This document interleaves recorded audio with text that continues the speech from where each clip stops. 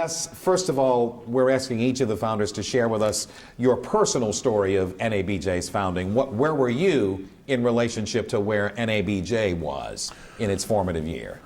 In its formative year of 75, I had, upon entering the newspaper business at Newsday, formed what we call the Black Caucus at the paper. So we had a local paper-based Black Caucus, and the whole idea was to improve the coverage of the African American community in Long Island, New York, and it was to improve the treatment of those who were there, and also to attract African Americans in greater numbers.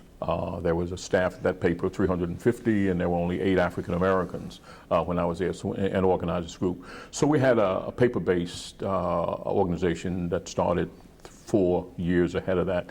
Then there was a fledgling New York Association of Black Journalists, and I always felt that there was a need for a national association because a lot of the issues that we were addressing were national issues. A lot of the issues that were being covered were national issues. And so the groups of us who used to occasionally meet, whether it was an NAACP convention, whether it was an Urban League convention, or whether it was a PUSH convention, I think later on, we would begin to talk more and more about establishing a national organization. And so in 1975, when we had that initial meeting, I think it just kind of gelled, came together, and we decided that now is the time to do it. And I think that it is a fact that Chuck Stone was the first among equals because he had more experience in organizational kind of procedure. Bylaws have to be drawn up, a record has to be kept, and even someone passing around a sheet saying make sure all of these quote-unquote what have now become founders sign the roster, which is what that first meeting was about. And my own view is that I thought that it was time for the National Association of Journalists to come together and to organize in a sustainable way, because in reality we had probably, though we cover all of these other organizations, we were one of the last groups of African Americans at the national level to organize. There was a National Association of Black Social Workers, there was a National Association of Black Lawyers, right. There was a National Association of Black Nurses. There was even a association in the Bay Area of California, I found, a Bay Area Association of Black Corvette Owners. So I think if we now, as journalists who cover all of these organizations, it's about time for us to organize for the same reason that we had a need to organize at Newsday, and that is to improve the coverage of the African American and the third world community, to increase the number of African Americans in journalism, and to improve the quality of it and improve the treatment of those who were in.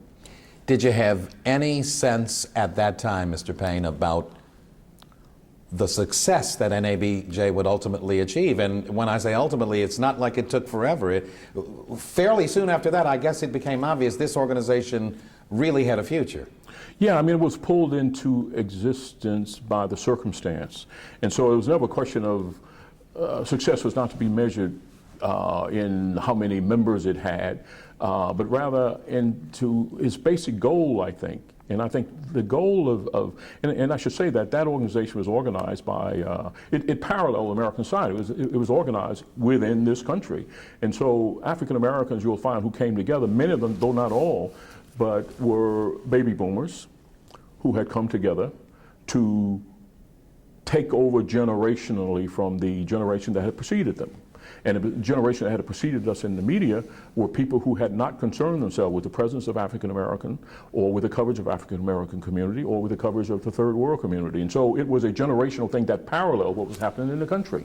And so I think that we black baby boomers our goal was to bring African Americans into the mainstream of journalism, into the mainstream of media coverage in a way that we had only been marginalized before. So to the degree, that's how I would have measured at that moment the success. So there was, in my view, no way to fail unless, of course, we were somehow bludgeoned, and driven out of the industry altogether.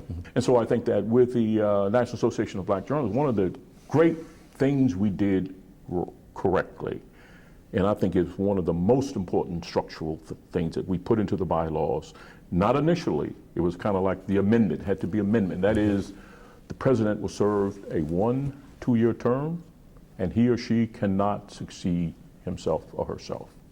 And I think that this is the one thing that ensured the survivability of this organization.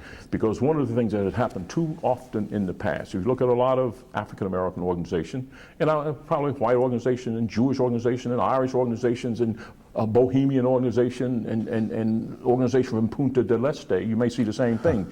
But we're talking about African Americans here. And I think we'll find that a lot of our organizations, you get, because our people up until that point, and certainly baby boomers, did not have a chance to exercise power and influence very often on the job, in their society, in their profession. You know, here in our black organization, you get a chance to have authority, leadership. You can, if not push people around, at least command them to do things, and they will do them. And so we begin to enjoy that power, and then we enjoy that status. And so what we find often is that the leader find ways to entrench his or her power, and they remain the head of these organizations for decade after decade. Sometimes after decade. to the detriment of. That's right. And there's an organization now where the president of the organization is, I think she's near 90. And there's nothing wrong with that. I'm sure she's lucid and all of that, but it doesn't have the kind of refreshing, regenerative kind of reality. So what that did for the National Association of Black Journalists, it guaranteed that every 2 years, the president was gone, a new and hopefully younger, more vigorous president with different ideas would come along with a new set of people, and so it replenished itself. And that is the secret. And I think the other thing is that I tend to judge any organization by how many young people are walking around at national conventions, not by how many old-timers and battle-scarred veterans telling war stories, but how many youngsters are there? How many young people enter in the craft? And so I think that we began to set up an internship program to reach back to high schools. We began to set up scholarship programs to reach to colleges. And so I think that that ensured that kind of organizations. That is one of the things that I'm most proud of, is the fact that we have been able over the years to sustain the organization in a way that has attracted young journalists, males and females, and across the spectrum, from television to radio to the newspaper business. One of your fellow founders mentioned something during an interview that certainly got me thinking, and it was the duality of premises for NABJ. On the one hand, she pointed out that we're an organization that began to try to make statements about the overall quality of coverage of our people. And the other part of our personality is an organization that exists to serve and foster the success of its membership. Sort of a civil rights organization and a professional organization wrapped in one. Have you seen the emphasis change over the years from one to the other and back and forth? Or would you say we've been truer to one premise than the other? Well, I think to the degree of improving the coverage, I think that there's no question that we have put, I don't particularly like the word diversity, on the agenda of quote-unquote mainstream media outlets, whether they're radio, television, or newspaper. We have gotten them thinking, which was one of our goals in the bylaws. We've gotten them thinking about that. So to that degree, we've certainly been successful in that. To the degree that we have nourished our membership, I think that yes, I think by my token, this is the prime reason, because I think that if you were to ask me then or now, which is to say at the founding or now, what one thing would you give African American journalists that would make them totally mainstream, which is to say fully American journalists? I would say that it would be a psychic kind of liberation, which is to say, I think that I've been an editor for a newspaper for 25 years, and I've worked with journalists over time. I've hired and I've fired and I've promoted. And one of the things that I found, if there's been a flaw, it has been, you could say confidence on the surface, but beneath that confidence, you will find a psychic condition of inferiority. And so I think that to the degree on that second premise that you referred to, that the earlier founder referred to, is that I think it gets at the conditioned sense of inferiority that is groomed into the African American tradition. So we definitely address that. In other words, we try to build that up. And I think that once you get that, everything else will fall into place. Right. And so I would think that that was really one of our prime goals. Our prime goal wasn't simply to get people jobs or simply, to get more stories about, the South Side of Philadelphia. It was really, in doing this, to build up the psychic insufficiency that had been torn down by the condition of racism in America. And so once that is overcome, then I think that all else is possible. And I think, by the way, that's the lesson that Obama teaches us. The lesson of Obama isn't simply how to become the president, is how to think that you cannot become president. To move to a point where you realize that you are fully more qualified to be president than George Bush or Bill Clinton and Hillary Clinton and John McCain, and even the woman from Alaska, whose name I will not mention. The former governor. You mean the former governor, right? She's no longer the governor, so she's just a citizen of the state, or I guess still a resident of Alaska. Yeah. Your comments certainly, I think, make all of us proud, because I think all of us have that sense, and I think also it builds upon itself, because each year when we see those success stories and we see people just like us, or in some cases people who joined our ranks after us, suddenly becoming superstars on CNN. That's right. Publishers, owners of companies, that it sort of validates what you guys did 35 years ago. At every level. For instance, we spoke earlier about the leadership, the president of the National Association of Black Journalists. Well, some people had no opportunity to exhibit that kind of leadership. And I know of several presidents, I will not name them, who, with their experience of being the president of the National Association of Black Journalists, an organization, let's say, of 4,000 people, where they would make decisions, they would make funding decisions, they would run a budget of multi-million dollars, they would plan for the convention. And so by doing that, it gave them the confidence. So when they went back to the Washington Post or ABC or CBS, and wanted to become a producer or an editor or a publisher or an owner, then it helped them do that. In my case, in my personal case, I had, and I think that what you'll find is many of the founders were, like most pioneers, they had, by some magic and some luck and some good fortune, be it a combination of family, exposure, and experience, were able to exhibit it from the beginning. That first group of pioneers, like you look at the first president, I mean, Chuck Stone was with Adam Powell, he was a hugely experienced guy. And you look at Vernon Jarrett, who was the second president. This man had been exposed, and I was the fourth president. Well, my experience had been, I didn't come simply as someone who had never experienced leadership. I mean, it just so happened that I had spent 6 years in the military. I was a captain. I was an Army Ranger captain, and I had commanded an artillery battery, for a year and a half at Fort Bliss, Texas, and was, by the way, quarter after quarter, selected as the best battery commander on post among 40,000 troops. So I had experience. I'm a Vietnam veteran. I worked on the staff of General Westmoreland. I had tasted and had deep experience as a leader. So when I came to this, I brought that skill, talent, and experience, and I also knew how to try to inculcate it in other people, both who worked for me at the paper, blacks, whites, and otherwise, as well as people who were the National Association of Black Journalists, so that the group would have an exposure of what leadership was about. And once you revolve it every 2 years, think of how many more. So in 35 years, instead of having two presidents, you will have at least 14 or however many it works out mathematically. And so each one of them have now the experience of running a major organization as a corporation. They've gained the confidence. They have lifted their psychic ability. They can believe in themselves. The editor back in the city room can no longer tell them, whether it's Herb Lowe or someone else, that you cannot do this, because they have done it. And that deals with that second track that I think you had mentioned. Well said. Well said. What challenges remain for NABJ, or what do you think, from your vantage point, is some unfinished business we need to tend to? Well, the National Association of Black Journalists, as America, as abstractly a country, is a living organism, and is a living organism within a greater system.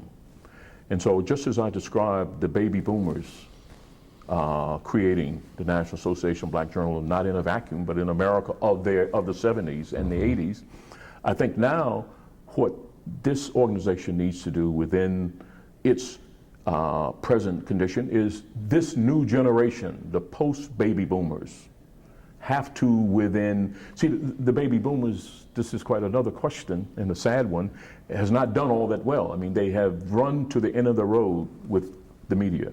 They have left it not in very good hands. The economy is not in good hands. The baby boomers have not left the economy in good hands for the generation following them. The newspaper people, certainly, which is the field I'm in, have almost destroyed the newspaper business as a concept. So I think that, and I think the television and radio by extension. So I think that it is, on the one hand, you could say, well, this is terrible. But on the other hand, I think it is a huge challenge and a great challenge. I think it is a tremendous opportunity for the National Association of Black Journalists, within the context of its generation, to define what this association should be in this larger system of journalism as it is being defined. What will newspapers look like? Will they all be online or not? What will the television coverage look like, when people are cutting back? And so I think that what NABJ should encourage is ownership. They should encourage not going and asking for handout, but being at the forefront. You see, what they need now do, since we're now once again at the ground floor, is they need to find out where the up elevator is, get on it, and help determine what journalism is going to be. And that's going to, in my business, which is say that in the newspaper business, for instance, in the past, to give a concrete example of what I mean, is that in the past, if you wanted to start a magazine, you would have to find out who's going to publish it. And if you're going to start a newspaper, you would have to go out and buy a printing press. A printing press for a newspaper costs $10 million. Thank you very much. And if you didn't buy that printing press, you would have to pay someone to print your weekly paper for you. And then you would have to you get yourself a fleet of trucks. And if not a fleet of trucks, then you have to get some cars of friends to deliver that paper, even if it's across Philadelphia or if it's on Long Island. Now, the printing costs are gone. You don't have to worry about a printing press. You don't have to worry about delivery. You have at your fingertips. This generation of African Americans within the National Association of Black Journalists and journalists by extension have at their fingertips the ability to start an online newspaper or magazine. They don't have to worry about delivery trucks. They don't have to worry about printing press.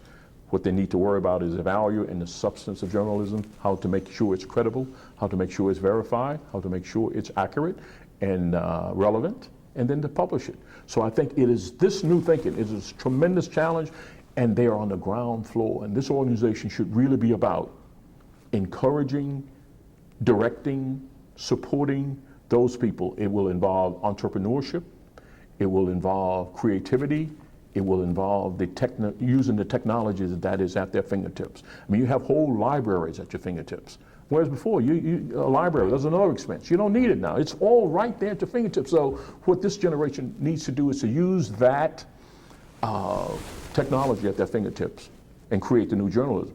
What they cannot walk away from is the thing that you and I have inherited from the generation following us, the thing that is constant in journalism. That is that journalists exist for the base reason of fulfilling the public's need to know, so that they can make intelligent, sovereign decisions and choices: who to vote for, what car to buy, what car not to buy, what cleaning product to buy, how to care for their kids, how not to use this product or that product. We have to, if you don't have that, the society will fall from the possibility of being a free and open society to a totalitarian regime where propaganda and not news controls the opinion gathering. So that will continue. So what we need to continue to encourage is what we have. That is values of journalism. The standards have to be maintained. The value system has to maintain. The editing has to be maintained. Fact-checking has to be maintained. And then beyond that, though, the technology has given them hugely superior advantages that we did not have as baby boomers. And I think you would agree NABJ is up to the challenge. They're more than up to the challenge because they have the leadership, and every 2 years we will have another one. And I hope that that is never rescinded. I hope that that part of the bylaws is never rescinded, that every 2 years that the president should not succeed himself, because there's a lot of talent out there, and the more it is turned over, the better.